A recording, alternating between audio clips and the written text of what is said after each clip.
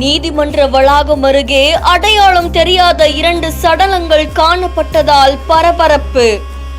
சுமார் 55 வயதுடைய ஆண் சடலமும் 50 வயது மதிப்புடைய பெண் சடலமும் காயங்களுடன் மீட்கப்பட்ட பரபரப்பு சம்பவம். கொலை செய்யப்பட்டார்களா இல்லை வேற ஏதாவது காரணமா என போலீசார் விசாரணை. தர்மபுரி அடுத்து இருக்கக்கூடிய அதியமான் கோட்டை பக்கத்துல இருக்க செங்காளம்மன் கோவில் பக்கத்துல அடையாளம் தெரியாத சுமார் 55 வயது மதிப்புத்தக்க ஆண் சடலமும் 50 வயது மதிப்புத்தக்க பெண் சடலமும் உடல்ல காயங்களோட அழுகன நிலையில பிணமா கிடந்திருக்கு. இத அந்த வழியா போனவங்க பார்த்து அதிர்ச்சி அடைஞ்சிருக்காங்க. உடனே அதியமான் கோட்டை காவல்துறையினருக்கு தகவலும் தெரிவிச்சிருக்காங்க. சம்பவ இடத்துக்கு வந்த காவல்துறையினர் விசாரணை மேற்கொண்டிருக்காங்க. இதுல பிணமா கிடந்தவங்க யாரு, எந்த பகுதியை சேர்ந்தவங்க, இப்படி எந்த விவரம் தெரியல அப்படின்னு தெரிவிக்கப்பட்டிருக்கு. அதை தொடர்ந்து 2 பேரையுமே மர்ம நபர்கள் கொலை செய்துட்டு 2 நாட்கள் கழிச்சு பிணமா இங்க கொண்டு வந்து போட்டிருக்கலாம் அப்படின்ற மாதிரி தெரிவிக்கப்பட்டிருக்கு. இந்த 2 பேருடைய உடல்களும் அழுகின நிலையில இருக்கிறதா முதற்கட்ட விசாரணையில தெரிவிக்கப்பட்டிருக்கு. இறந்து போன இந்த 2 பேருடைய உடல்களையும் கைப்பற்றி பிரேத பரிசோதனைக்காக தர்மபுரி அரசு மருத்துவக் கல்லூரி மருத்துவமனைக்கு அனுப்பி வச்சிருக்காங்க.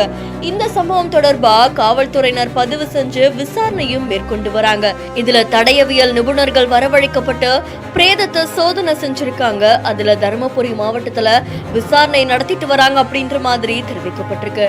இந்த 2 முதியவர்களையும் கொலை செஞ்சவங்க எந்த பகுதியை சேர்ந்தவங்க அப்படின்னு சொல்லி காவல்துறையினர் இப்போ தீவிர விசாரணையில் ஈடுபட்டு வராங்களாம். மாவட்டத்துல கடந்த 1 மாசத்துக்குள்ள பல்வேறு கொள்ளை சம்பவங்கள் நடந்தது பெரும் பரபரப்பையும் அதிர்ச்சியையும் ஏற்படுத்தியிருக்கு.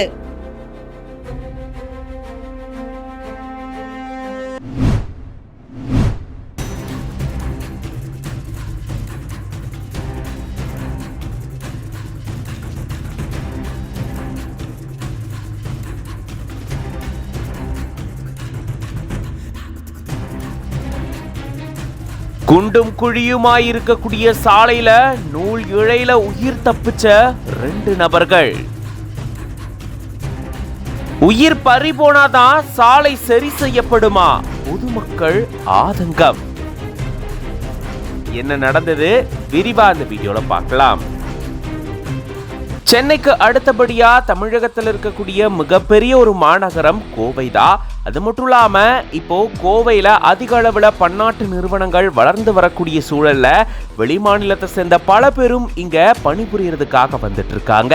இந்த நிலையில தான் கோவையில இருக்கக்கூடிய சில சாலைகள் சேதமடைஞ்சு கிடக்கிறதா குற்றச்சாட்டு எழுந்திருக்கு.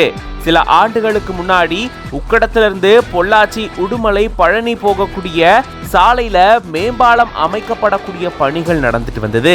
அந்த பணிகள் நிறைவடைஞ்சு சமீபத்துல தான் இந்த பாலமானது பயணிகள் பயன்பாட்டுக்கு திறக்கப்பட்டிருந்தது. பால பணிகள் காரணமா இங்க சாலைகள் சேதமடைஞ்ச நிலையில பாலம் திறக்கப்பட்டும் இந்த சாலைகள் சரி செய்யப்படல அப்படின்னு கூறப்படுது.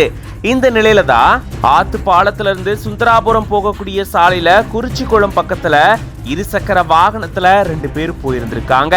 சாலை பழுதடைஞ்சிருந்ததால அப்போ அந்த 2 சக்கர வாகனம் சறுக்குனதால அந்த 2 நபர்களும் கீழே விழுந்திருக்காங்க. அப்போ இன்னொரு சரக்கு ஆட்டோ அந்த வழியா வந்த நிலையில நூல் இழையில இவங்க உயிர் தப்பிச்சிருந்திருக்காங்க. இது தொடர்பான சிசிடிவி காட்சியும் வெளியாகி இருக்கு. கொஞ்சம் விட்டிருந்தா இவங்களுடைய உயிர் பறி போயிருக்கக்கூடிய சூழல் ஏற்பட்டிருந்திருக்கும்.